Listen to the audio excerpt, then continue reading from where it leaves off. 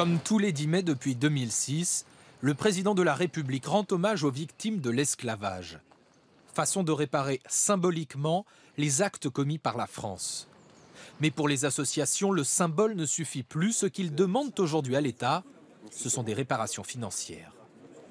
Des grandes banques qui ont profité de l'esclavage peuvent payer des projets sociaux. L'État peut faire des choses matérielles. J'ai parlé de la réforme agraire. Le musée de l'esclavage, c'est à la fois une réparation morale et financière, puisque un musée, ça coûte quand même de l'argent. Dans les jardins du Luxembourg, François Hollande souligne la part funeste prise par la France dans l'exploitation des terres d'Afrique. Mais il rejette les demandes d'indemnisation financière, citant les mots du poète martiniquais Aimé Césaire. Il y aurait une note à payer ?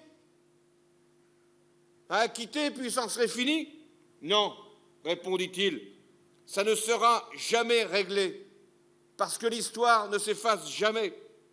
On ne la gomme pas. Elle ne peut pas faire l'objet de transactions au terme d'une comptabilité qui serait en tout point impossible à établir. Pendant la campagne présidentielle, le candidat Hollande avait aussi promis de supprimer le mot race de la Constitution. Mais pour l'instant, le gouvernement ne dispose pas de la majorité nécessaire au Parlement. Pour qu'un projet de loi constitutionnelle soit adopté, il faut une majorité des 3/5.